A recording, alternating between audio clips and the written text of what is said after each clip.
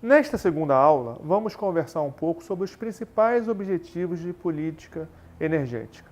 A melhor maneira de conduzir essa discussão é convidando o aluno a ser, hipoteticamente, o ministro de energia de um país qualquer.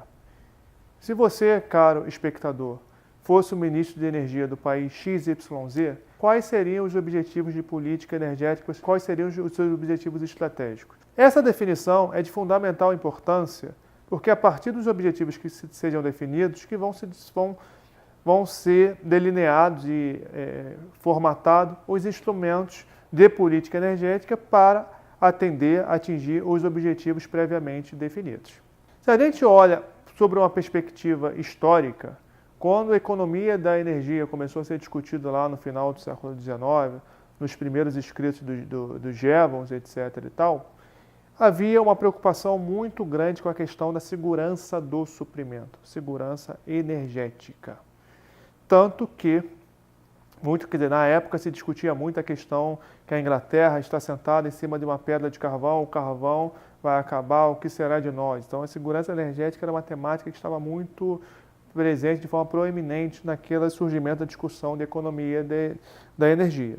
Porém, é preciso enfatizar que os objetivos de uma política energética bem delineada não estão restritos à segurança energética.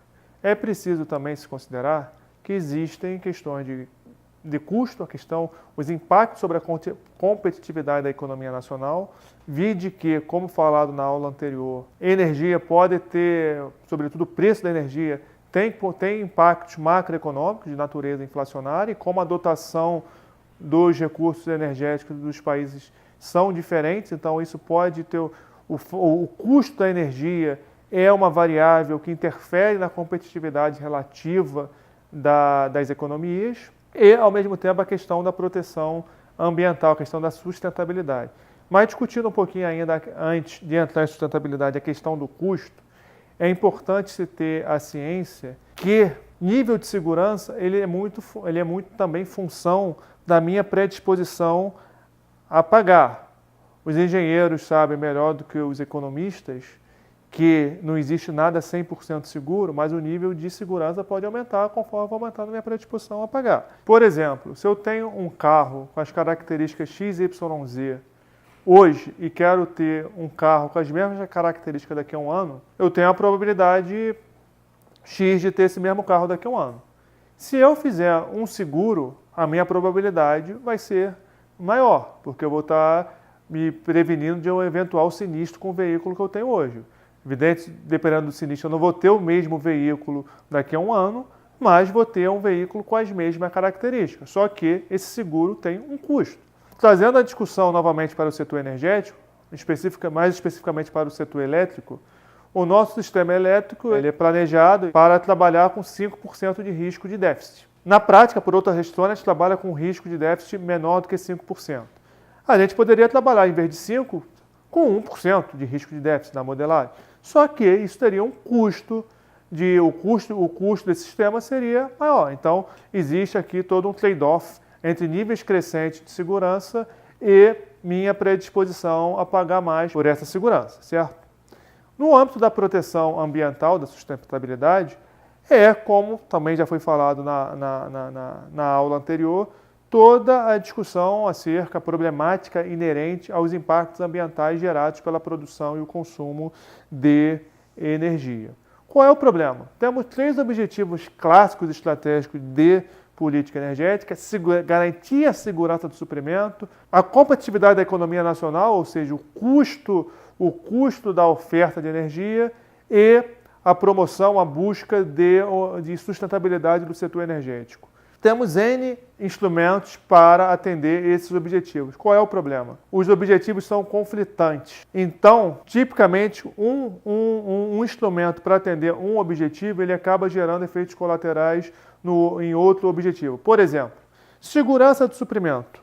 Quero aumentar a segurança do suprimento do petróleo no meu país. Ou pensando de forma mais ampla, queremos aumentar o nível de segurança de suprimento de petróleo no mundo. Uma eventual política seria aumentar o número de navios petroleiros ao redor do mundo, circulando, transportando petróleo de um país para o outro.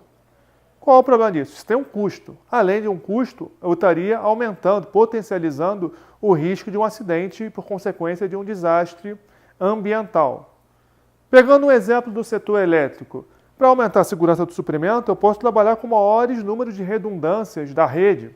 Só que isso, novamente, tem um custo.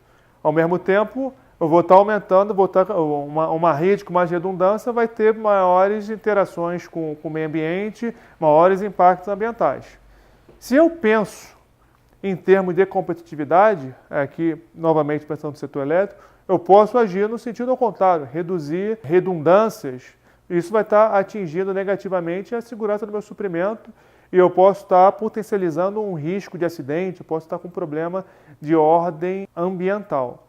Quando a gente olha a esfera ambiental, a gente pode estar, por um lado, por exemplo, promovendo fontes renováveis de energia. Embora a escala, o ganho de escala tende a reduzir o custo das fontes renováveis, em um primeiro momento, no momento inicial, essas fontes tendem a ser mais caras. Então tem uma consequência de ordem econômica. Ao mesmo tempo, elas tendem a reduzir a segurança do suprimento devido à intermitência dessas fontes.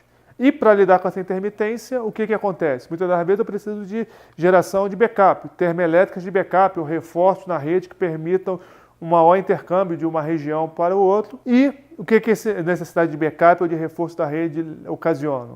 Ocasionam em custos, mesmo que acabam de alguma forma compensando a redução do custo dessas fontes em si próprias. Essa visão sistêmica, que o custo às vezes não está restrito à fonte, mas tem que olhar as implicações sistêmicas, é muito importante. A gente poderia aqui dar mais uma infinidade de exemplos de instrumentos, tanto para atingir segurança do suprimento, quanto a questão da competitividade da economia nacional, quanto a questão da proteção ambiental. E a maioria deles são de natureza conflitante. A grande maioria são de natureza conflitante. Porém, nem tudo é confusão, digamos assim, para o formulador de política energética. E mais do que o formulador, para o cara que tem que executar a política energética, no caso aqui do nosso país fictício XYZ, para vocês, alunos. Se a gente olha tanto sobre a perspectiva temporal quanto espacial, é perceptível que esses objetivos eles variam no tempo e no espaço. Por exemplo, a gente pega um documento de política energética da União Europeia e um dos Estados Unidos, numa primeira lida parece que eles estão falando da mesma coisa. Se a gente ler mais a miúde, com calma, a gente verifica que nos Estados Unidos existe uma preocupação maior com segurança do suprimento e na Europa a questão ambiental é uma questão tida como mais relevante. Quando a gente olha sobre o espectro temporal, que, por exemplo, se a gente volta nos anos 70, na década de 1970, o primeiro e o segundo choque do petróleo, o foco estava totalmente na redução da dependência dos países que não eram dotados de grande reserva do petróleo, na dependência do petróleo. No Brasil, por exemplo, tivemos a questão do programa do Proálcool a partir da segunda metade dos anos da década de 1970, ou seja, a ênfase é muito claramente na questão da segurança do suprimento, dada a problemática que se impunha em função dos choques do petróleo, que também tinham natureza econômica, impactou o balanço de pagamento dos países, mas a questão era, antes de mais nada, a ênfase era na segurança do suprimento. Saímos da década de 1970 e chegamos na década de 1980, deparamos com o contra-choque do petróleo, o preço do petróleo caiu bastante em relação ao preço do petróleo no final dos anos 70, ou seja, a questão da segurança do suprimento tornou uma questão não tão relevante, mas tivemos na década de 1980 um grande número de eventos ambientais, mas eventos nocivos, eventos prejudiciais ao meio ambiente, e começou a trazer a discussão ambiental de forma mais presente para a agenda de discussão do setor energético.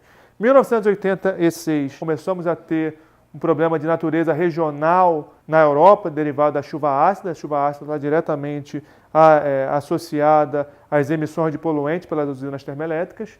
Em 1986, tivemos a questão do acidente nuclear da usina de Chernobyl, que é um acidente de grandes dimensões. Em 1989, tivemos a questão do acidente do petroleiro Exxon Valdez, que foi um acidente de grande repercussão.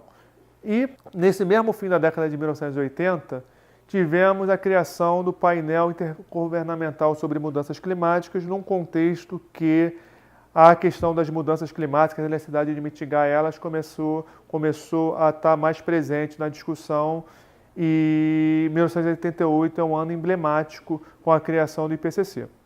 Chegamos nos anos 90, nos anos 1990, o foco muda bastante para a questão da eficiência, a competitividade do setor, reformas do setor elétrico, liberalização, com vista a tornar o setor mais eficiente. Então, a gente olha, década de 70, 80 e 90, é fácil identificar um objetivo a ser tido como prioritário. Quando a gente chega nos anos 2000, a questão se torna mais complicada, porque tem que se expandir a oferta de energia para atender uma demanda crescente, sujeito a uma restrição muito grande de mitigar as alterações climáticas.